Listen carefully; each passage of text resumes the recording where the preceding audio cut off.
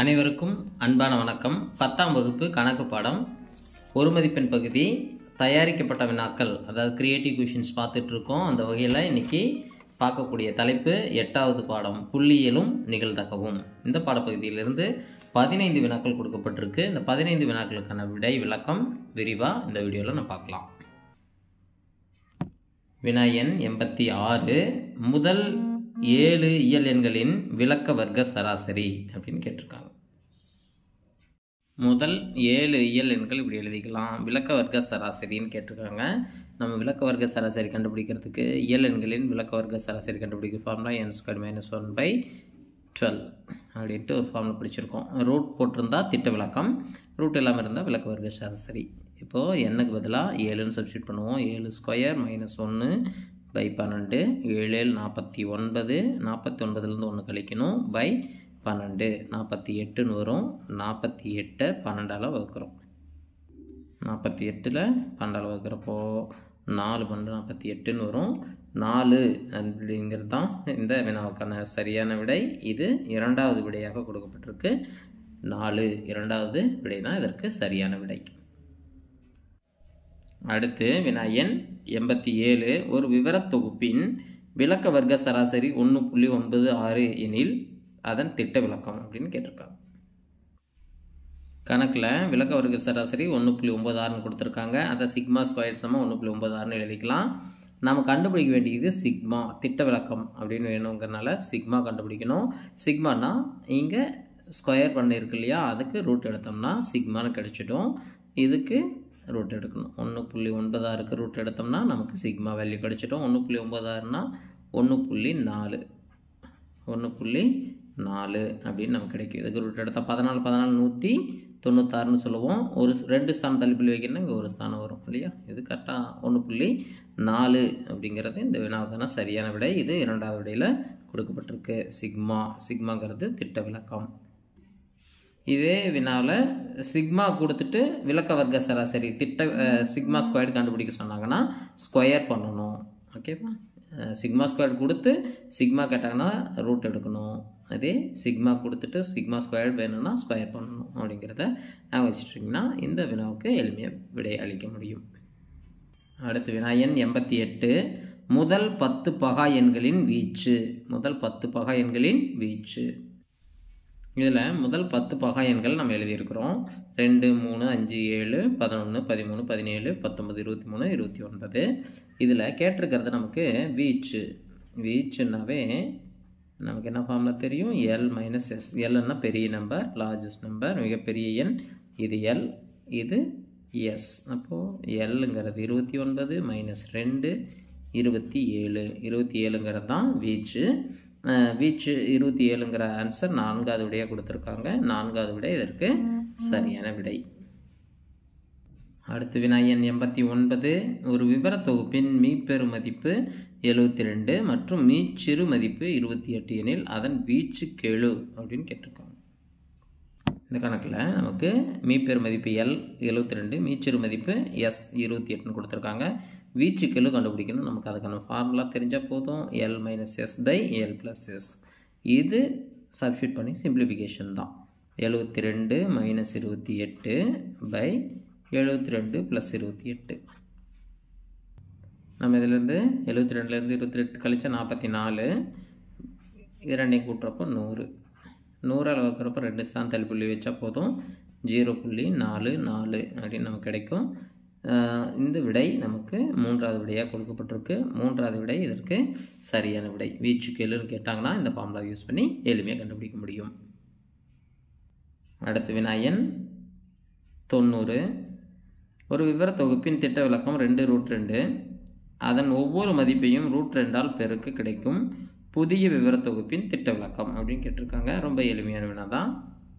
நம்ம அதுக்கான ஒரு கான்செப்ட் மட்டும் தெரிஞ்சு வச்சுருந்தா போதும். ஒவ்வொரு விவரத்தோடையும் ஒரு குறிப்பிட்ட எண் கூட்டினாலோ கழித்தாலோ திட்ட விளக்கம் மாறாது அப்படின்ற கருத்தையும், பெருக்கும் பொழுதும் வகுக்கும் பொழுதும் அந்த எந்த எண்ணால் பெருக்கிறோம் எந்த எண்ணால் வகுக்கிறோமோ அந்த எண்ணால் திட்ட விளக்க மதிப்பு ஏற்கனவே கொடுத்த திட்ட விளக்க மதிப்பை பெருக்கணும் அல்லது வகுக்கணும். எப்படி கொடுத்துருக்காங்களோ அதை பொறுத்து. கூட்டலும் கழித்தல் வந்தால் திட்டவிலக்க மதிப்பு மாறாது, பெருக்கலும் வகுத்தல் வந்தால் மாறும். பெருக்கலாக இருந்தால் பெருக்கணும், வகுத்தலாக இருந்தால் வகுத்துக்கணும் அப்படிங்கிறத மட்டும் ஞாபகம் வச்சுக்கோங்க. இந்த வினாவுக்கான விடையை எளிமையாக எழுதிடலாம். ஒவ்வொரு விதத்தையும் √2ஆல் பெருக்கிறதுனால நமக்கு 2√2 √2ஆல் மல்டிப்ளை பண்ணால் போதும். √2 பெருக்கினா 2ன்னு வரும். 2 2 4. புதிய திட்ட விலக்கம் 4 அப்படிங்கிறது இந்த வினாவுக்கான சரியான விடை. இது இரண்டாவது விடையாக கொடுக்கப்பட்டிருக்கு. இந்த வினாவுக்கான சரியான விடை இரண்டாவது விடை 4. அடுத்த வினா எண் 91. திட்ட விலக்கத்தின் சிக்மா மதிப்பு 0 மற்றும் 1க்கு இடையே இருக்கும் பொழுது பின்வருவனவற்றுள் எது உண்மையாகும் அப்படின்னு கேட்டிருக்காங்க. திட்ட விலக்க மதிப்பு 0க்கும் 1க்கும் இடையில, அதாவது சிக்மாவோட வேல்யூ அமையுது அப்படின்னு சொல்கிறாங்க.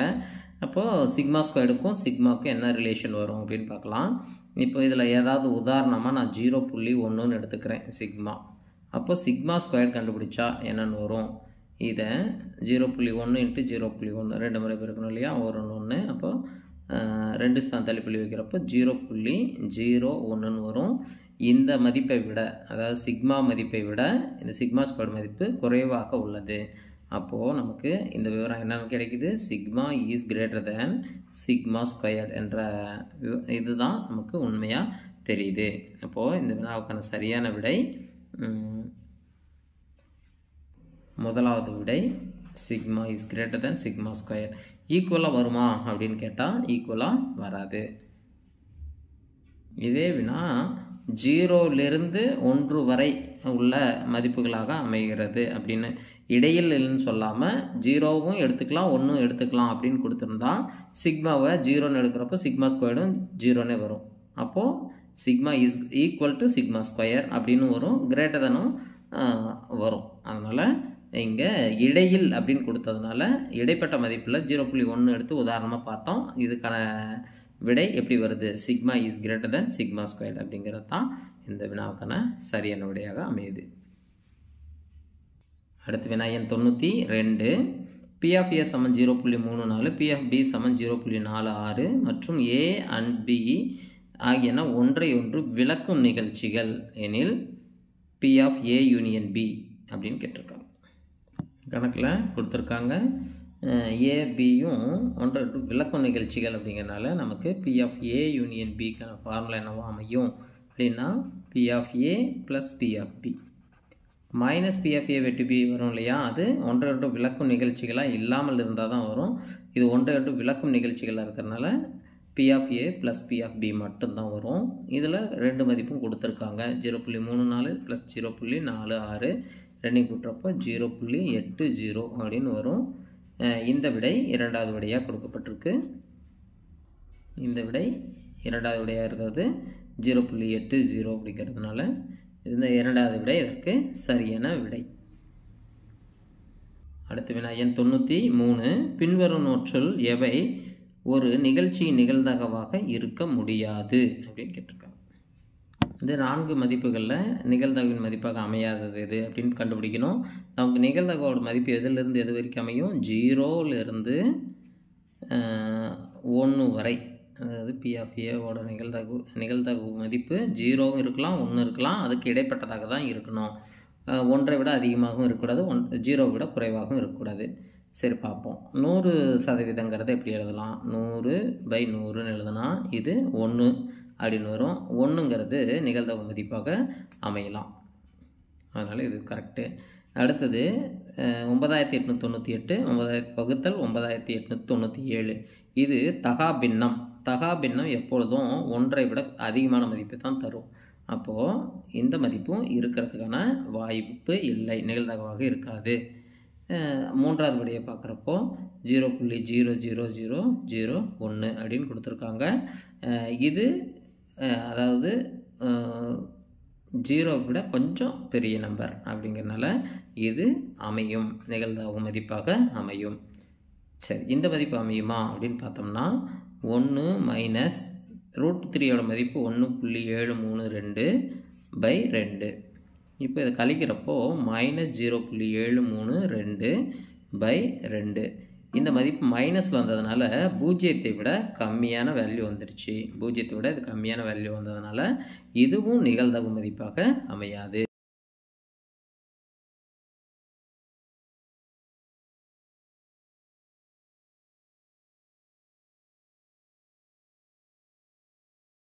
பட்டிருக்கு 2 மற்றும் 4 நிகழ்தகவு மதிப்பாக அமைய முடியாது.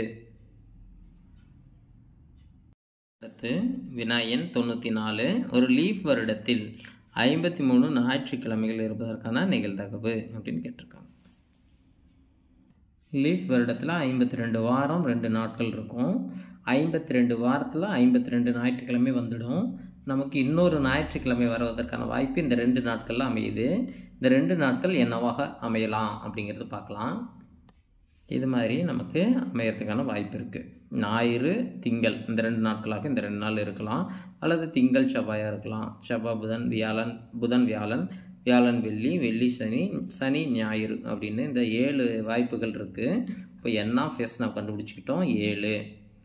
இப்போ n(a) அதாவது அந்த நாள் வந்து 52 ஞாயிற்றுக்கிழமையில் வந்திருக்கும். 52 வாரத்தில் ஒரு ஞாயிற்றுக்கிழமை வரணும். அதற்கான வாய்ப்பு என்னென்ன இருக்குதுன்னு பார்த்தோம்னா ஞாயிறு திங்கள் இப்படி அமையலாம். அல்லது சனி ஞாயிறு அந்த ஒரு நாள் வந்துச்சுன்னா நமக்கு 53 ஞாயிற்றுக்கிழமைகள் கிடைச்சிடும். அப்போ இதுக்கான வாய்ப்பு எத்தனை இருக்குது அப்படின்னு பார்த்தோம்னா 2 வாய்ப்பு இருக்குது. P(a) = n(a/n)(s) நமக்கு ஆன்சர் தெரியும் 2/7. 2/7ங்கிறது 1வது விடையாக இருக்குது. 1வது விடை தான் இந்த வினாவுக்கான சரியான விடை. அடுத்து வினா எண் 95. இந்த கணக்கு சீட்டுக்கட்டு கணக்கு அப்படிங்கிற கொடுத்துருக்காங்க. இந்த மாதிரியான வினாக்கள் இப்பொழுது புத்தகத்திலிருந்து நீக்கப்பட்டிருக்கனால இந்த வினாக்கான ஆன்சர் இங்கே தெரிஞ்சிக்க வேண்டிய அவசியம் இல்லை. இது கேட்க போகிறதும் இல்லை. அடுத்து வினா எண் 96 போயிடலாம். 4 வெள்ளை பந்துகள் மற்றும் 6 நீல நிற பந்துகள் உள்ள ஒரு பையில் இருந்து சம்வாய்ப்பு முறையில் எடுக்கப்படும் ஒரு பந்து சிவப்பு நிறமாக இருப்பதற்கான நிகழ்தகவு அப்படின்னு கேட்டிருக்காங்க. நமக்கு வெள்ளை நிற பந்து 4 கொடுத்துருக்காங்க, நீல நிற பந்து 6 கொடுத்துருக்காங்க, மொத்த பந்து 10. ஆனால் எடுக்கக்கூடிய பந்து சிவப்பாக இருக்கணும். இதில் சிவப்பு பந்து எத்தனை இருக்குது அப்படின்னா 0 பந்து தான் இருக்குது இல்லையா? அப்போது நிகழ்தகவு என்னவாக இருக்கும் அப்படின்னா P(a) = 0/10 = 0. நிகழ்தகவு 0 அப்படின்னு அமையும். நிகழ்தகவு 0ங்கிற விடை 3வதாக அமைஞ்சிருக்கு. இந்த 3வது விடை தான் இந்த வினாவுக்கான சரியான விடை. சிவப்பு நிற பந்து இந்த கொடுக்கப்பட்டிருக்கிற இந்த பந்துகளில் இல்லாதனால நிகழ்தகவு 0. அடுத்து வினா எண் 97. 3 குழந்தைகள் உள்ள ஒரு குடும்பத்தில் குறைந்தபட்சம் ஒரு ஆண் குழந்தை இருப்பதற்கான நிகழ்தகவு. குறைந்தபட்சம் ஒரு ஆண் குழந்தை இருந்தால் போதும். இது மாதிரி சாம்பிள் ஸ்பேஸ் அமையும். 8 வாய்ப்புகள் இருக்குது. n(s)ங்கிறது 8 வாய்ப்பு. நமக்கு குறைந்தது ஒரு ஆண் குழந்தை. இதில் 3 இருந்தாலும் இருக்கலாம். அதிகபட்சம் 3 இருக்கும். அதில் 3 இருக்கலாம், 2 இருக்கலாம், ஒரு குழந்தை இருக்கலாம். இதில் 2 பேர் இருக்காங்க, இதில் ஒருத்தர் இருக்காங்க, இதில் ஒருத்தர் இருக்காங்க. இந்த கடைசி வாய்ப்பில் மட்டும்தான் ஒரு ஆண் குழந்தை கூட இல்லை. அதனால் இந்த வாய்ப்பை தவிர மீதி எல்லாமே இதற்கு பொருத்தமாக இருக்கும். அப்போ n(a) = 7. குறைந்தது ஒரு ஆண் குழந்தையாக இருப்பதற்கான வாய்ப்பு 7 வாய்ப்புகள் இருக்குது. அப்போ நிகழ்தகவு என்னவாக இருக்கும்? P(a) = n(a/n)(s). n(a)ங்கிறது 7/8. 7/8 அப்படிங்கிறது இந்த வினாக்கான சரியான விடை. இது 1வது விடையாக கொடுக்கப்பட்டிருக்கு. 1வது விடை தான் இந்த வினாக்கான சரியான விடை. அடுத்து வினா எண் 98. P(a)(b) + P(a)(b) சமம் என்ன அப்படின்னு கேட்குறாங்க. நமக்கு P(a)(b) சமம் என்ன ஃபார்ம்ல தெரியும்? P(a) + P(b) - P(a)(b). இதில் இந்த P(a)(b) இந்த பக்கம் வந்துட்டான். P(a)(b) + P(a)(b) அப்படின்னு வந்துடும். இதற்கான ஆன்சர் என்னவாக இருக்குது அப்படின்னா P(a) + P(b) அப்படின்னு இருக்குது. இந்த விடை நமக்கு 4வது விடையாக கொடுக்கப்பட்டிருக்கு. 4வது விடை இதற்கு சரியான விடை. P(a)(b) plus P of A intersection B equal to P of A plus P of பின்னு நமக்கு ஆன்சர் கிடைக்குது. இந்த விடை 4வது விடையாக கொடுக்கப்பட்டிருக்கு. இந்த வினாவுக்கான சரியான விடை 4வது விடை தான். அடுத்து வினா எண் 99. ஒரு சீரான பகடை ஒரு முறை உருட்டப்படுகிறது. ஒரு கன எண் பர்ஃபெக்ட் கியூப் நம்பர் கிடைப்பதற்கான நிகழ்தகவு அப்படின்னு கேட்டிருக்காங்க. ஒரு பகடை உருட்டுறப்போ நமக்கு வாய்ப்புகள் சாம்பிள் ஸ்பேஸ் என்னென்னு கிடைக்கும். 1 2 3 4 5 6 இது மாதிரி கிடைக்கும். இதில் என் ஆஃப் எஸ் அப்படிங்கிறது பார்த்திங்கன்னா 6. என் ஆஃப் ஏங்கிறது என்ன அப்படின்னா, ஏங்கிறது கன எண்ணாக கிடைக்கக்கூடிய நிகழ்ச்சி. கன எண் இதில் எத்தனை இருக்குது அப்படின்னு பார்த்தோம்னா 1 அப்படிங்கிறது தான் பர்ஃபெக்ட் கியூப் நம்பர். அப்போ என் ஆஃப் ஏ அப்படிங்கிறது ஒரே ஒரு வாய்ப்பு தான் இருக்குது. மீதி எல்லாமே பர்ஃபெக்ட் கியூப் நம்பர் கிடையாது. அதனால் என் ஆஃப் ஏ 1ன்னு கிடைக்குது. நமக்கு ஃபார்முலா தெரியும். P of A equal to N of A by N of S. N of A 1/6. அப்போது இந்த 1/6ங்கிற விடை நமக்கு 4வதாக கொடுத்துருக்காங்க. 4வது விடை தான் இதற்கு சரியான விடை. அடுத்து வினா எண் 100. 1லிருந்து 25க்குள் ஒரு எண் தேர்ந்தெடுக்கப்படுகிறது. அது ஒரு பகா எண்ணாக இருப்பதற்கான நிகழ்தகவு. ஏற்கனவே ஒரு வினாவில் பகா எண்கள் 10 பகா எண்கள் வீச்சு அப்படின்னு கேட்டிருந்தாங்க இல்லையா, அந்த வினாவில் பகா எண்கள் எழுதி பார்த்துருக்கோம். பகா எண்கள் எது எது அப்படிங்கிறத ஞாபகப்படுத்தி வச்சுக்கோங்க. இந்த மாதிரி எண்கள்னா கேட்டால் எளிமையாக நம்ம ஆன்சர் பண்ண முடியும். 1 முதல் 25 வரை உள்ள பகா எண்கள் இவ்வளோ இருக்குது. இது எத்தனை எண்கள் இருக்குது அப்படின்னு பார்த்தோன்னா என் ஆஃப் எஸ். என் ஆஃப் எஸ்ஸுங்கிறது என்னென்னா 1லிருந்து 25 வரை உள்ள எண்கள் இல்லையா. அப்போது 25 வாய்ப்புகள் இருக்குது. நமக்கான நிகழ்ச்சிக்கான வாய்ப்பு என்னென்னு பார்த்தீங்கன்னா அது பகா எண்களாக இருக்கணும். அந்த 25 வரை உள்ள பகா எண்கள். 25 வரை உள்ள பகா எண்கள் எத்தனை இருக்குது அப்படின்னா 1 2 3 4 5 6 7 8 9. இப்போ என் ஆஃப் ஏங்கிறது 9. அப்போ நிகழ்தகவு P of A equal to N of A by N of S 9/25. 9/25 அப்படின்றது 2வது விடையாக கொடுக்கப்பட்டிருக்கு. இந்த வினாவுக்கான சரியான விடை 2வது விடை 9/25. இந்த வீடியோவில் புள்ளியியலும் நிகழ்தகவும் என்ற தலைப்பின் கீழே கொடுக்கப்பட்டிருக்கிற 15 வினாக்களுக்கான விரிவான விடை விளக்கம் பார்த்தோம். இதே போல் முதல் 7 பாடங்களுக்கான ஒரு மதிப்பெண் பகுதி தயாரிக்கப்பட்ட வினாக்கள் கிரியேட்டிவ் கொஷின்ஸ்க்கான வீடியோவும் கொடுத்துருக்கோம். எல்லா பகுதியில் உள்ள இந்த கிரியேட்டிவ் கொஷின்ஸ்க்கு எல்லாத்துக்கும் நீங்கள் ஒர்க் அவுட் பண்ணி ஆன்சரை தெளிவுபடுத்திக்கங்க. இதே போல் எந்த வினாக்கள் கொடுத்தாலும் உங்களால் ஒர்க் அவுட் பண்ணுற அளவுக்கு ஐடியாவை க்ரியேட் பண்ணிக்கோங்க. தொடர்ந்து பயிற்சி செய்யுங்க. கண்டிப்பாக உங்களுக்கு ஒரு மதிப்பெண் பகுதி எளிமையாக அமையும். எளிமையாக அமைந்து முழுமையான மதிப்பெண் பெற அனைவருக்கும் வாழ்த்துக்கள். கணிதம் கற்றலும் கற்பித்தலும் இனிமை. You win sure.